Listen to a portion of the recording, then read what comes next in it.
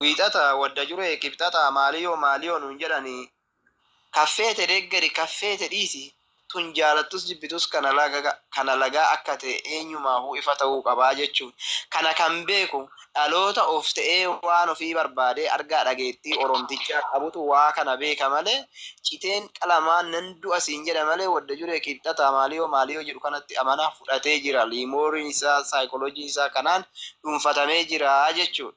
Sammuun bilisoome waan qabu qabaa waan hin qabne immoo barbaaddataa waan isa jalaa bade immoo barbaaddatee argataa jiru. Sammuun hin bilisoomne immoo waanuma alagaa kanarratti kiyyaa jedhee halkanii guyyaa dibbeedhaana egaa lagan ce'u lagas hin ce'u sululas hin ce'u gidduu lamatti rarra'ee hafaa jechuudha. Kanaafi torban maqaa Oromoodha akka sirna gadaa wajjiniin kan baafate qabaa jechuudha. Fakkeenya fullaasa yoo jennu wadda jureedha. Fullaase. Amma fakkeenya sirna gadaa keessatti waa jirti. Tanas qabadhu, qoradhu, soqadhu hin argattaa jechuudha. Inni haddoo jenne immoo maakula yoo jennu maal jechuudha? Maakulli yoo maalidha? Jecha maaliim? Hiikni isaa maalidha? Moggisni kun yoo maalidha? Guyyaa roobidha. Guyyaa roobii maal jedha Oromtichi? Moggisa jedhaa jechuudha. Guyyaan kamisaa immoo sabbaaqa jechuun maal jechuudha? Hiikan isaa maalidha? Sagaleen kee maali bilisummaa? Guyyaan sabbaaqa guyyaan kamisaati. Sabbaaqa moo? Deebisee immoo roobiyoo. Roobiin moggisa. Moggisa. Akkasiin naa qabadhu. Guyyaan jimaataa immoo kamisni sabbaaqa. Dhiifama barreeffachaa jira kanaaf. Rakkoo hin qabu barreeffadhu. Jimaata. Jimaanni libaasa.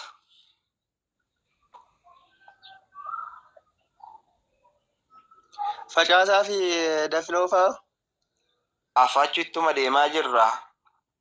Kanaafiyyuu jimaanni libaasaa qidaameen daraaraa sanbata guddaan jedhan kun immoo mardiidaa jechuudha. Irrasii deebi'a. Fullaasa, maakula, moggisa, sabbaaqa, libaasa, daraara, mardiidaa jechuudha. Mardiinni kun maree deebi'aa. Egaa maree yoo jedhu waa hedduu qabdi. Hiika baay'ee qabdi. Laali qoradhu soqadhu. Warri kunis immoo waan kana barbaada argadhaa. Hiikasaa sirritti jechuudha. Waan ormaan dhuunfatamtanii waan ormaan ittiin guutamtanii pirojektii garaa fi nyaata dhugaatii kanaaf hoo ta'e malee fiixa sin baasu boru dhaloonni keessan sinitti qaana'u.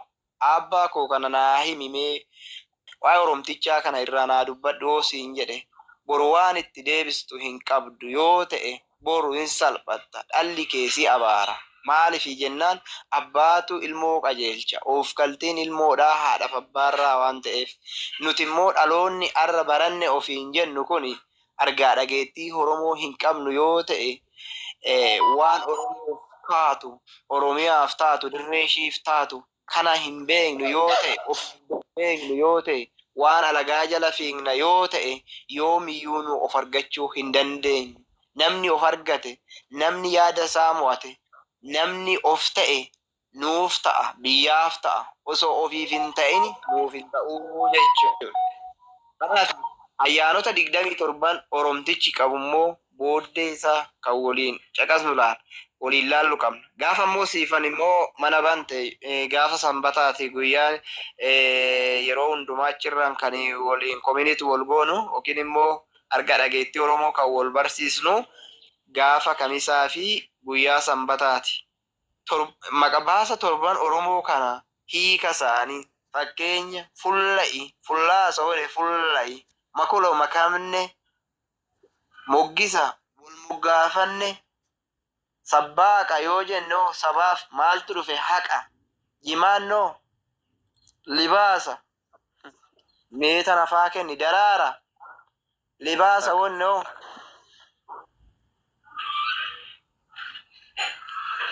meeki mee libaasa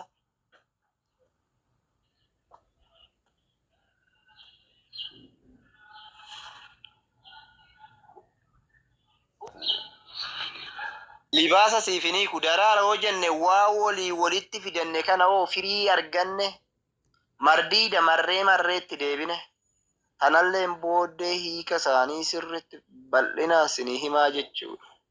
Namni arra waan qoratin arra waan argaa dhageettii Oromoo hin qabatin ani Oromoo jettee mataa ofiirraas waan alagaa of jala qabattee deemtu minimami homaayyuu waa si fayyadu hin qabu laga sin ceesisu dhaloonni booddee kee dhufu waa sirraa barsiisuu qaba. Siniin jedhaa horaa bulaa libanaa waan jettan hin dhabinaa.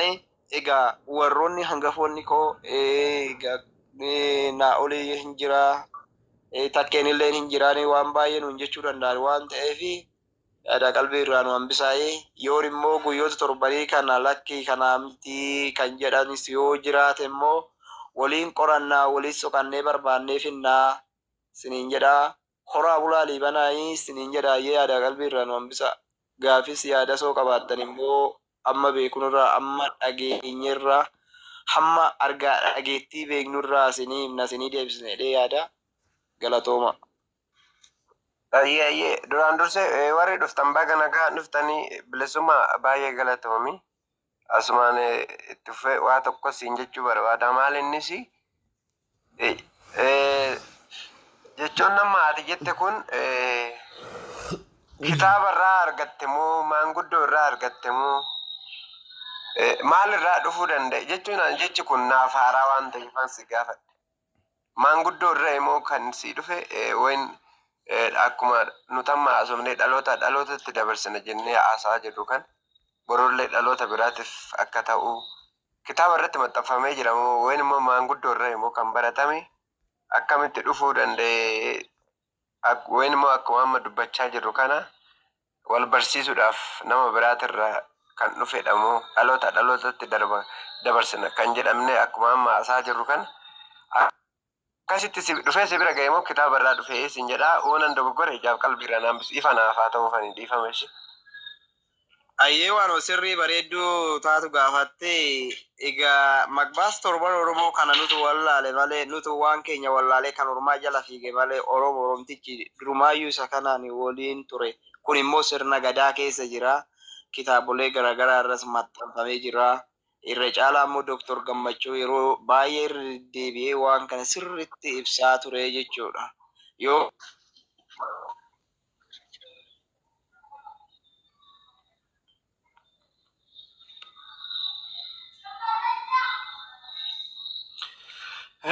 Lootorkii bilisummaati moo kan kiyyadha?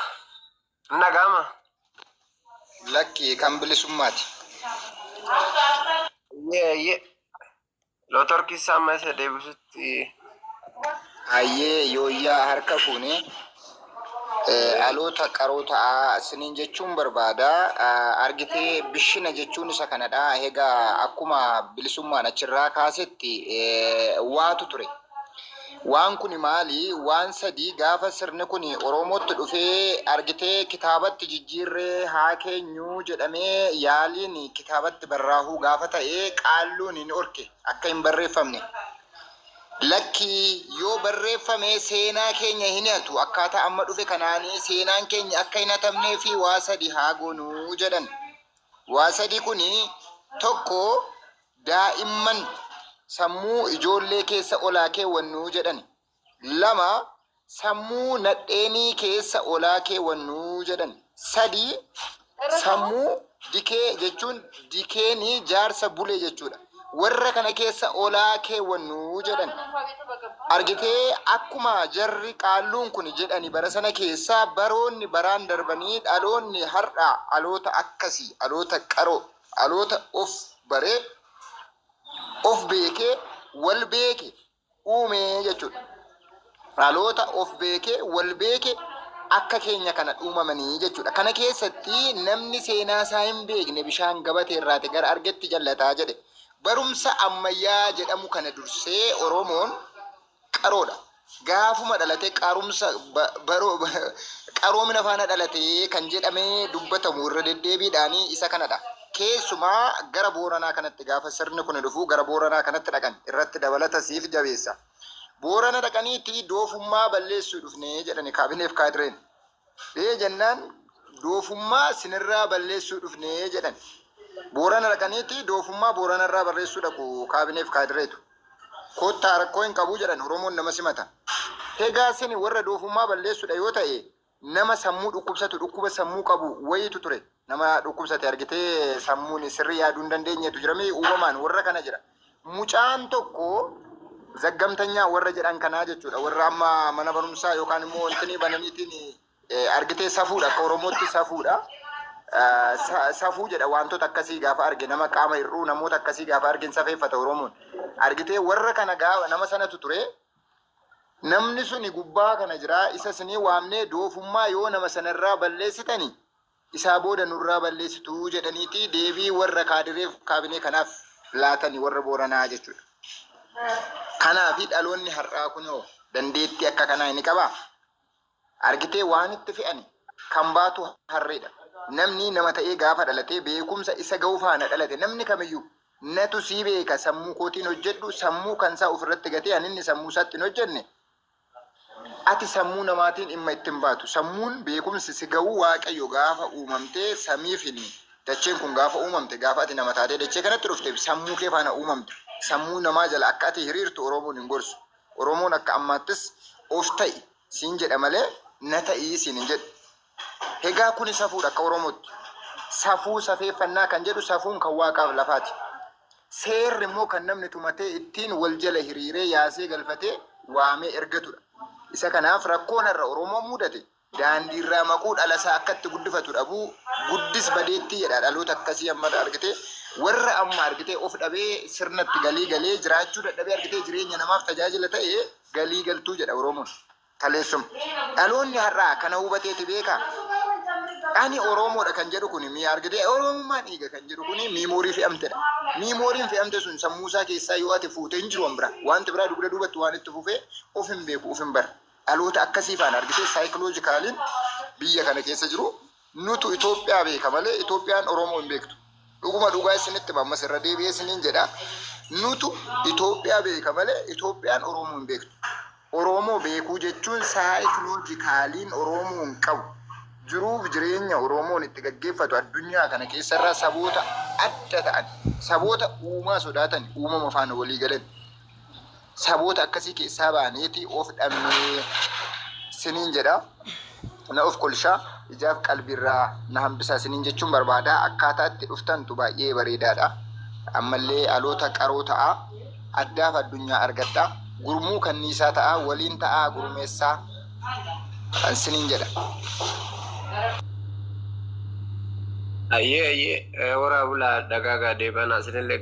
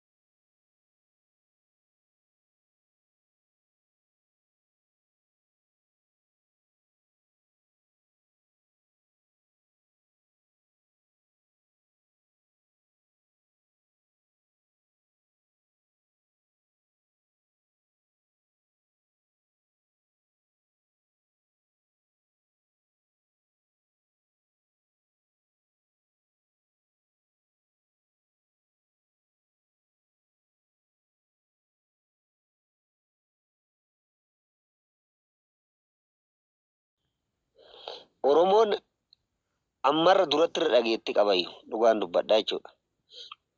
Duratti irra dhageetti qaba. Akkamitti dhageetti qaba yoo isin jedhe Oromoon duratti tokko waa tokko ta'e taana walii birmata. Inni ammaa immoo callisee wallaalaa jira. Asiin jechuun barbaada. Kanas immoo kan adda godhee namni kana gidduudhaa faayidaa argatu jira. Nageenyuma Oromoon dhabe kana gidduudhaa namni faayidaa argatu jira. Asiin jechuu barbaada.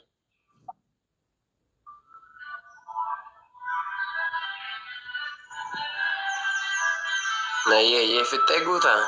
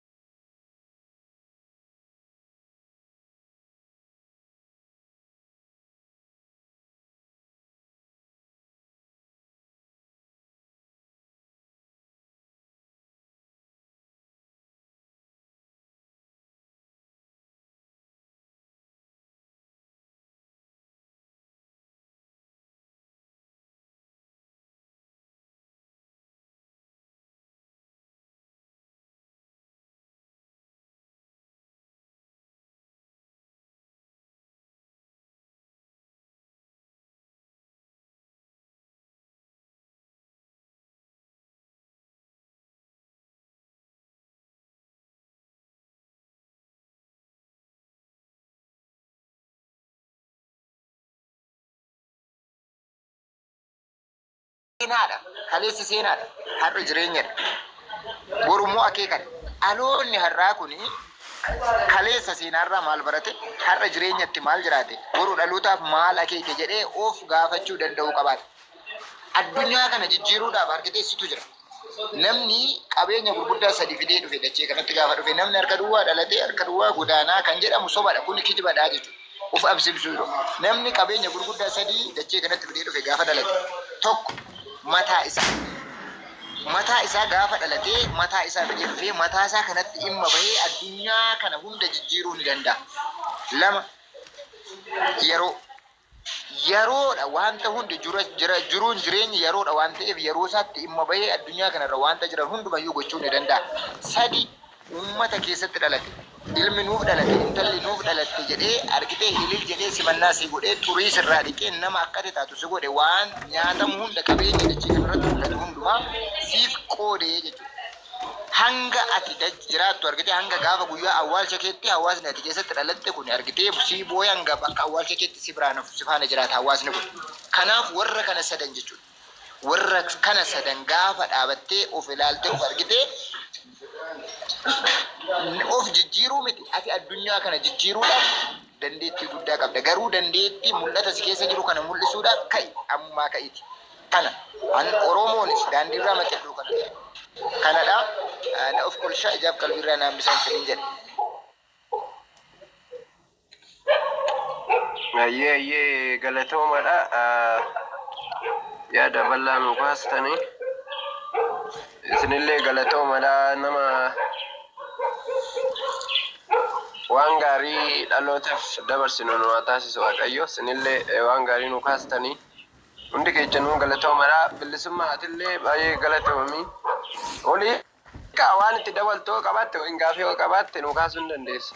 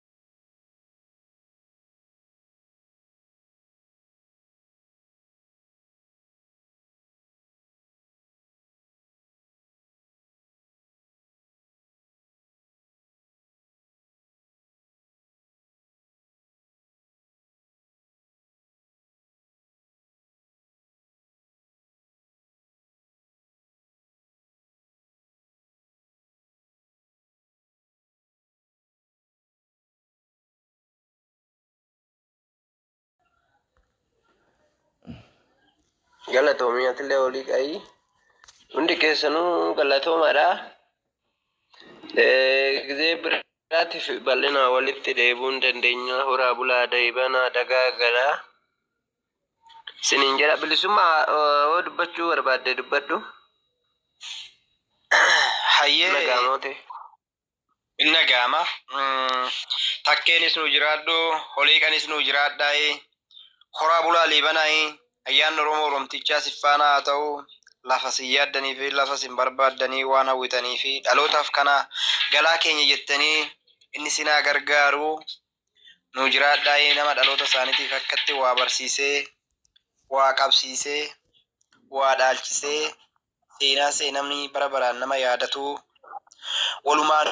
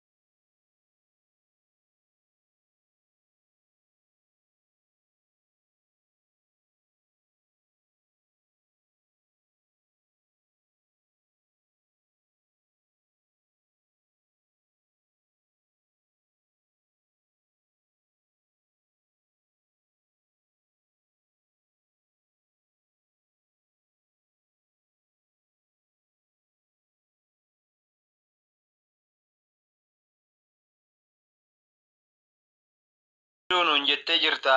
Guyyaa lama siifanilleen guyyaa lama nuun jettee jirti. Guyyaa sunis guyyaa sabbaaqa fi guyyaa mardiidati yookiin immoo guyyaa kamisaa fi guyyaa sanbata guddaa jedhan kana isarratti siifan bira bannis hin banamaa. Yeroo immoo tolosaanis baneetti in hirmaannaa in hirmaachisna. Yeroo hundumaa koomanii bakka yeroo hundumaa dhaabbataanii guyyaa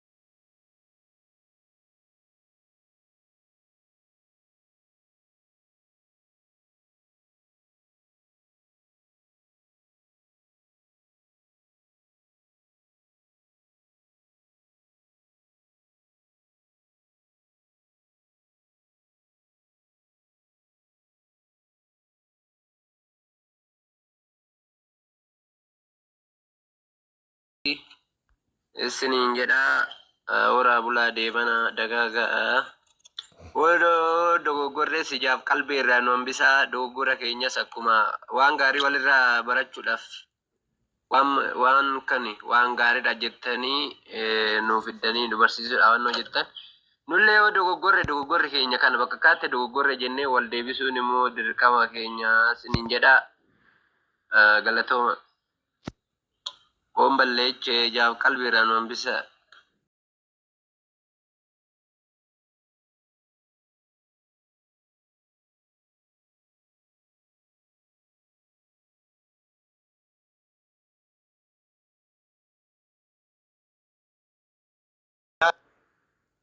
Kaba of gaafannaa yoo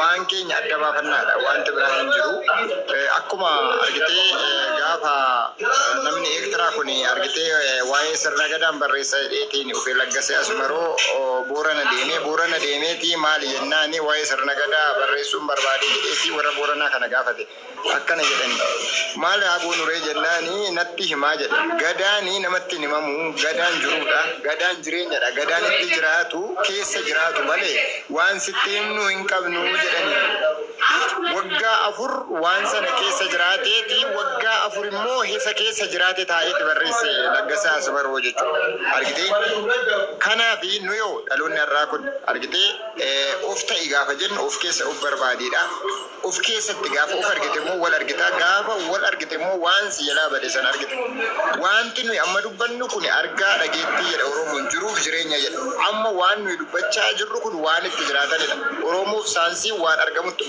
amana malee waan hin argamnetti mootummaa gubbaa kana kan jedhamu hin beeku argitee waan argamuu danda'u immoo argitee atillee anillee waan hin arguudha argitee harree biti nuyi waan nutti fe'ame kan baatu afaan hidhaniitiin kan itti fe'anii harree nuyi nama burqaa jireenyaati nuyi burqaadha atiyyuu ni burqita waan haaraatu burqa harri boru hin jiru boru immoo iftaan hin jiru ati nama haaraa taanaan immoo ka'i ammuma taa'u bakka ciisurraa ka'i taa'e yoo taa'uu dadhabde argitee